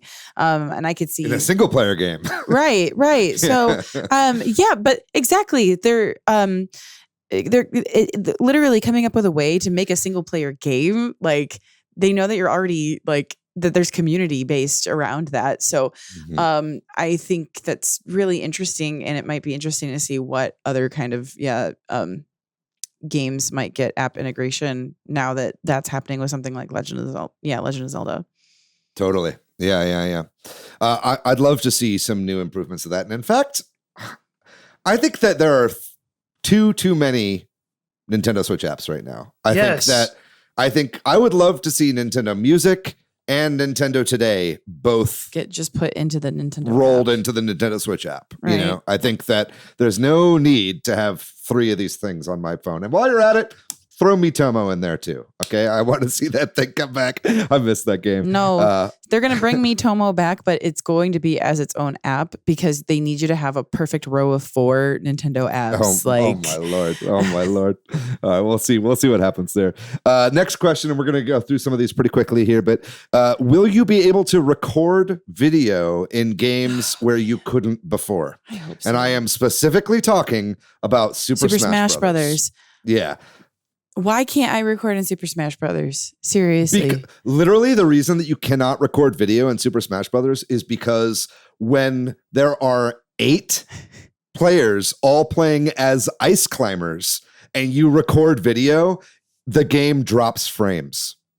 That is literally the because reason. There's 16 characters on the screen, all moving, all doing independent movement. When it's 8 players playing as ice climbers and they all throw assist trophies at the same time, if you record that on a video, it drops frames. That's like pretty much the reason that is not a functionality. You would think with the improved memory bandwidth and the improved specs of the Switch 2 that even if they didn't do a quiet upgrade or a Nintendo Switch 2 version of Smash, that they would at least turn on that functionality. Do you guys see them doing that? Or do you think we'll get hit with that no videos button whenever we try to hold down the capture button in Smash? I don't think they care. I keep saying this. I feel so negative, but I'm just like, I really don't think they care.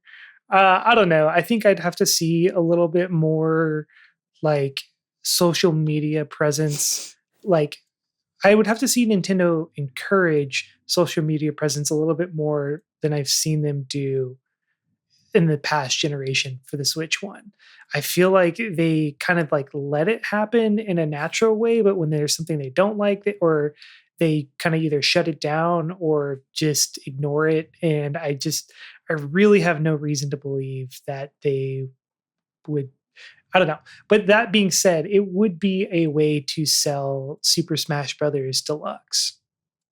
Yeah, but I don't want them to hold that. I don't want that to be the reason that I upgrade. You know what I mean? Like, I just want to, oh God. The game that I want 30-second video capture for most is Smash Brothers. And it's the one that I don't have it in, you know? Mm-hmm. And so I hope you're not right on that. Yeah, I mean, it wouldn't be the only thing. I feel like, it's going to just have better online functionality would be the seller for me. Rollback or something, yeah. Yeah, mm-hmm. Super Smash Brothers Ultimate Deluxe, and, all the DLC characters, etc. But yeah, I'd love that. I'd love if they did that with Mario Maker 2 and mouse mode and all that kind of stuff. Yeah. But I think they'll probably honestly just push out new games in these series before they do any of that, but we'll have to see. Okay.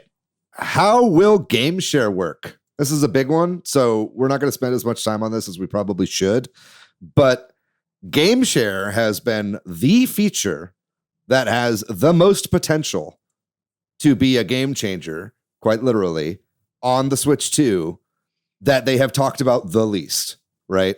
This is still a pretty confusing function of the system. But what we do know is that locally, Game Share utilizes Wii U style streaming technology in order to beam the game to a Switch that is within a certain distance, right?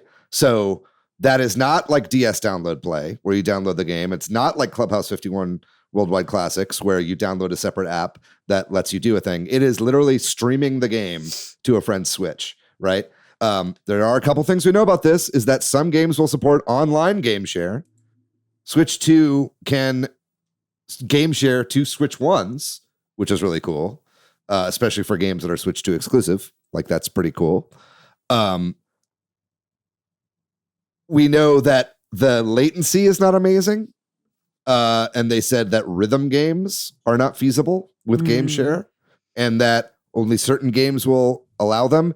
And it seems, and I hope I'm wrong on this, but it seems like every game share game is smaller and has a big black border around it because the quality is worse when you are game sharing because the game is streamed. There was actually a little tidbit on one of the things saying that games will have a smaller resolution because of them when you're game sharing. So there's a lot of unknowns about game share, and I think the main thing is what games will actually support it. You know, we know like Big Brain Academy, Mario 3D World. There's been a list that Nintendo has put out. But what are your guys' thoughts on game share? Are you thinking this is going to be kind of a killer app function of the system, or do you think this is going to be something that sadly is underutilized? Well, I think Jordan brought it up previously. I think this can be a huge hit in convention spaces. I could see this bringing people Rooftops. together. Well, yeah, but I mean, in spaces where like lots of people are already bringing their Switch 2, Right. to their Switch 2, and are wanting to meet people, make friends. This is an easy avenue for that. To be like, I'm looking for 3 people to game share to. I don't know. I would love to see a lot of games support this. I'm a huge fan of the remote play together feature on Steam, where especially where it's games where it's a single screen and you don't have to send multiple screens like it sounds like you'll have to do obviously in Clubhouse games for that, because you're playing card games. You can't all share the same screen. That's why they do it. But it's like, I want it to be like that. But I don't think it will be, you know. This seems kind of like a bit of a half measure. We'll have to see how it shakes out, but like in an ideal world, it would just make all games behave like Nintendo Switch Online Super Nintendo games or whatever, you know.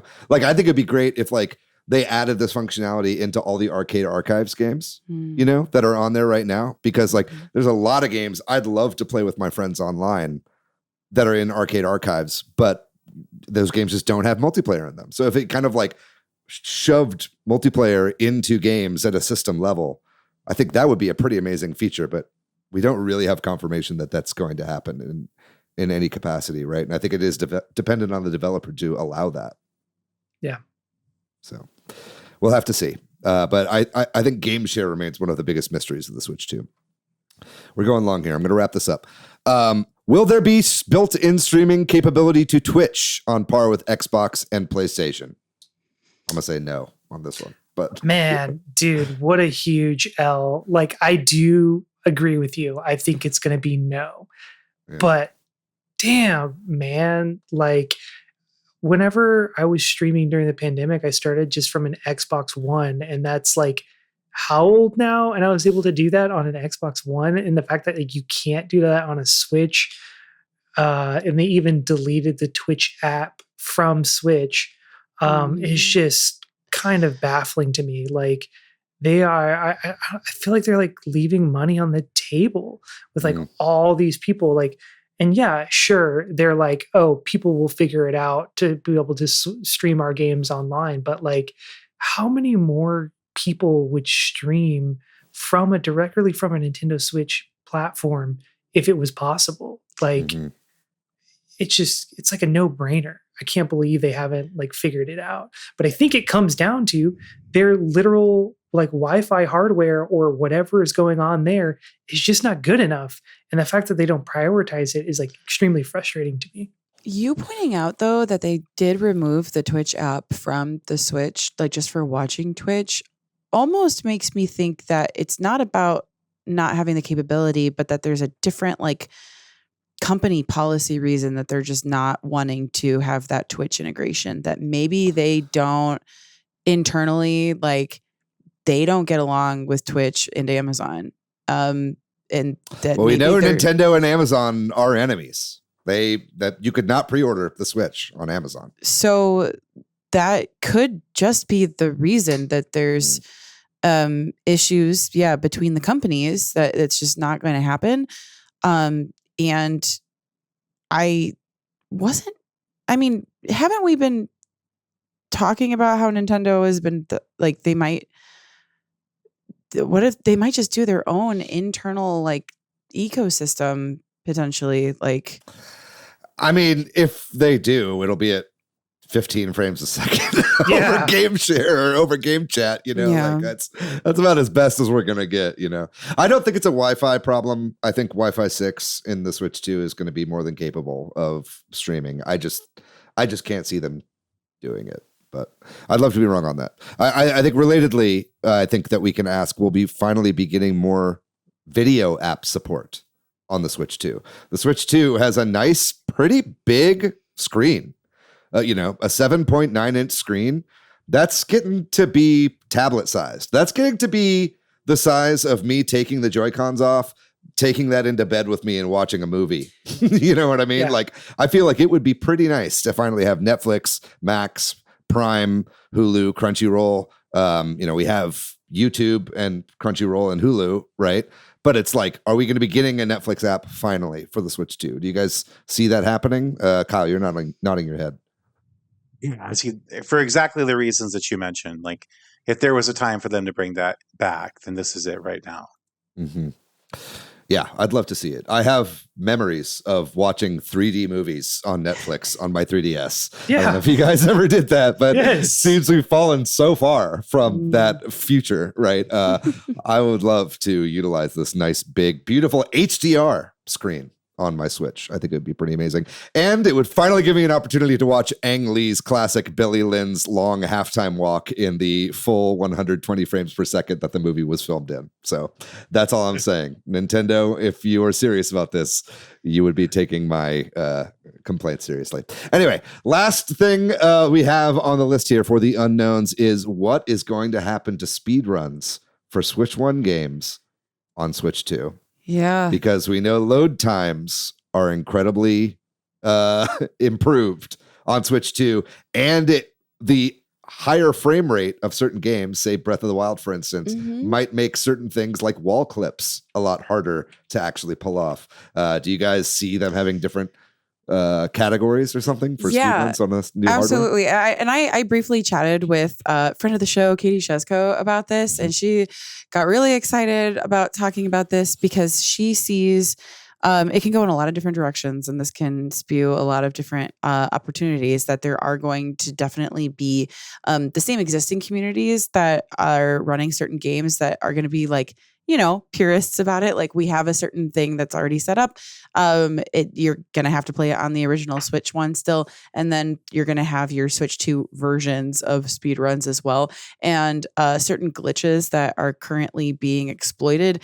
We don't know how they're going to function on the Switch 2. It might also open up for new glitches because of how games are going to get like their new updated versions. So it's going to open up. We won't know until they start testing them. But boy, howdy, they're going to do that as soon as it gets here. It kind of does feel like a whole new world for certain games, depending on like how they play on the different hardware, right? Yeah, exactly. It's kind of exciting. Yeah. Like I said, not just load times, which is already like exciting to see like how that might impact certain games, but glitches, not something that we really think about because none of us are really speedrunners. But when Katie started talking about like how this might open up new glitches or make different, or like certain glitches function differently, it's so interesting to think about. It's such a different world. Mm-hmm.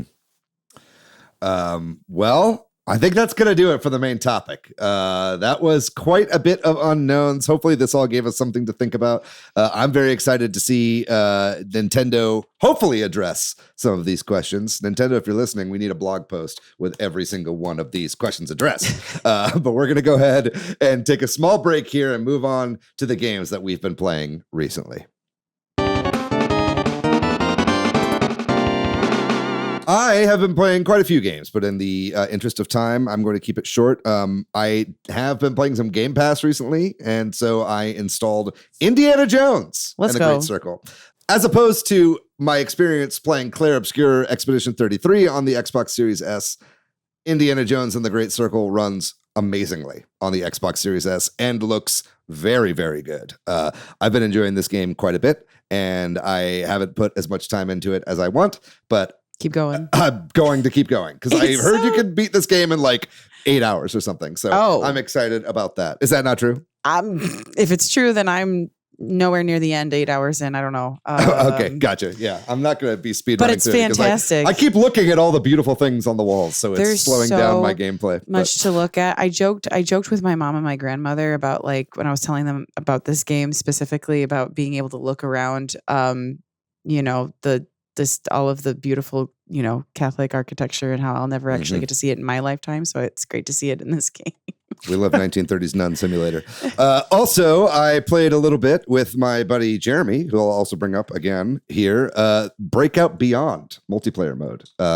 This is a game we've talked about on the show before. It's made by Choice Provisions, which were the creators of the Bit Trip series, some of my favorite indie games of all time. And so they did kind of a spiritual successor to Breakout with the Atari brand. And this game is so much fun, and it was a blast to play on couch co-op. So shout out to Jeremy. That was super fun. I enjoyed that. And then lastly, I've been playing Astrobot Gang with Jeremy's PS5. Basically, I played through Astro's Playroom. I did the exact same thing that Jordan talked about last week, but I did it this week. And now I'm playing Astrobot. I'm like a couple worlds in to Astrobot. I think I just opened up the third world.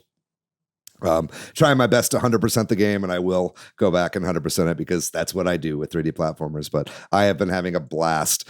Jordan, I don't know if you just want to roll in on this, but Astrobot, it's the real deal, right? It's cool, man. FOMO works. I have 100%ed Astrobot, which is not to be confused with platinuming Astrobot, which is what I'm now going for. I have not gotten all the achievements in it yet, but I have collected all of the bots and all of the puzzle pieces and beaten the levels that have been presented to me. And yes, it's really great. I think what I really enjoyed about it overall was just its simplicity and its ability to pick up and play. Because like some platformers, Dave and I were kind of talking about this yesterday, but like some platformers get a little too complicated for me to really like hunker down and enjoy. Because like there are so many different movement options that I don't care. I'm probably never going to use them or never going to learn. And I'm like happy for the people that those exist for. But this game is like very basic, very simple.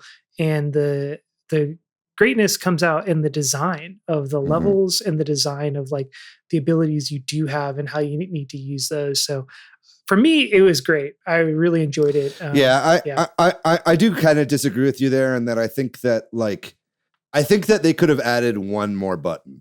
You know what I mean? I think it's like L1 or R1 being like a crouch that you could then go into like a Mario 64 long jump, or like the ability to do a backflip or something like that, like when you turn, like in all the 3D Mario games. I think little things like that. There's so much of Mario that they just straight up took for this game. It really feels like a Mario Galaxy 3 in a lot of ways, in the way that the levels are laid out and everything. So I feel like one more bit of movement options that were completely optional. You don't have to do them, but I think would just make like the 3D platformer fan in me like really excited. But this is clearly their first foray. I mean, they've done the VR missions game, so this isn't the first Astrobot game, but like, I feel like the next game that they make, that's an easy W for them. It's just like add one more control option, and I think that will make the game open up that much more to platforming fans. So either way, it's a pretty amazing experience. I'm glad I'm finally getting to play it. So thanks to Jeremy for lending me that.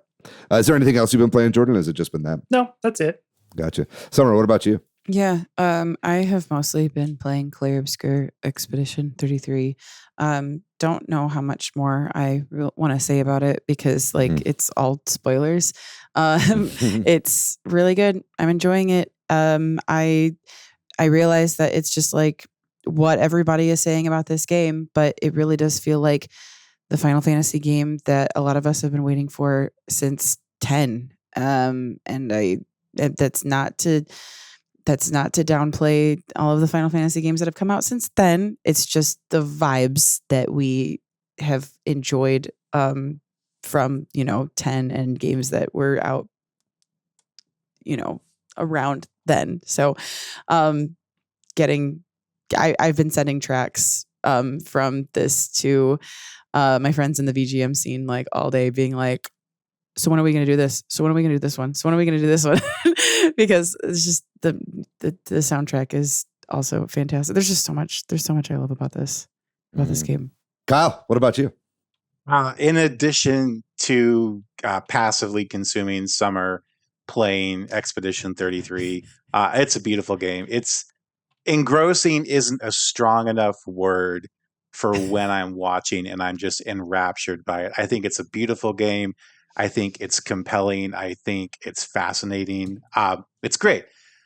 Beyond that, I'm a sucker for long goodbyes for no good reason. So I've been going back through all of my old Switch games, especially the things that I had downloaded and I hadn't played in like 5 years. And I'm just kind of going back through all my favorite Switch 1 titles and just picking them up, playing a couple hours here and there, just, to remember why I really enjoyed it and the games that I really thought were fascinating or just fun. I've been doing some of that too. Yeah, I played a lot of Hades again, picked up Stardew again, dug into a bunch of smaller old games that I loved that weren't even explicitly Nintendo games. It's just they were great on the Switch. That's where I encountered them. It's where I had the most fun with them in preparation for June 5th, right? Which, sea change in my life as a gamer. So that's where I've been. Very cool. Yeah. Well, that's great. Love to hear it. That's going to do it for this episode. Wow, what a barn burner. Thanks, everybody, so much for tuning in to this episode. Thank you, Kyle, for joining us on today's episode. It was so great to have you back. Let's not wait another 2 to 3 years to have you back on the show. How's that sound? Whatever you want, boss man. Boss man. Wow. Listen to that. You guys hear that? I'm the boss man. I'd like to give a thanks to MilkyWay.co for doing our website. Thanks to Corduroy for doing our music. Thanks to all of our patrons on Patreon. And if you'd like to find me online, I'm pretty much ever on the internet at Monolith Fiji. You can find me at Weebwitched. You can find me online at Bordan, and if you are on the PlayStation Network, you can find me at Bordan999. I now have 3 friends. Let's go. That's how many friends Mark Zuckerberg says the average American has. So good for you. Kyle, what about you? Where can people find you online? Don't find me online. I'm undiscoverable. And okay. Well, at least on the Discord. Could you say your Discord handle? I forget what it is now. I think I'm Kylotronic on the Discord now. I had to change it from the last time I was on here. You're no longer an OKC guy. Yeah. Right. Yeah. Absolutely. Well, anyway, Kyle's over there on the Discord. You can join us over there as well if you'd like to join us. But before I say that, we are if you'd like to find our show on social media, we are at Switch Headz on Blue Sky and Twitter, at Super Switch Headz on Instagram, Facebook, and TikTok. We have a website, switchheadz.com. And we also have a Discord, a Facebook group, and a Patreon, as we have mentioned. So please follow us on any 3 of those. We'll have links to all 3 of those in the description of this episode, whether you're watching it on YouTube or listening on Apple or Spotify. Go ahead and leave a review, leave a like or a comment. Follow us, subscribe on all the socials. Just do everything in our orbit. Just kind of be super fans. That's what we're trying to get you to do. We love you, and we hope you love us. What am I talking about? I'm really starting to run on fumes, so we're gonna wrap this thing up. We're gonna be back next week with another very special episode, so make sure you tune in then. But in the meantime, gang, you guys know the drill. Stay safe out there. Be kind to yourself. Be kind to one another. Why don't you answer some long, unanswered questions in your life? See if anything changes. Maybe you'll make a new friend. Maybe you'll make a new enemy. We love you guys very much. We'll see you next week. Bye-bye.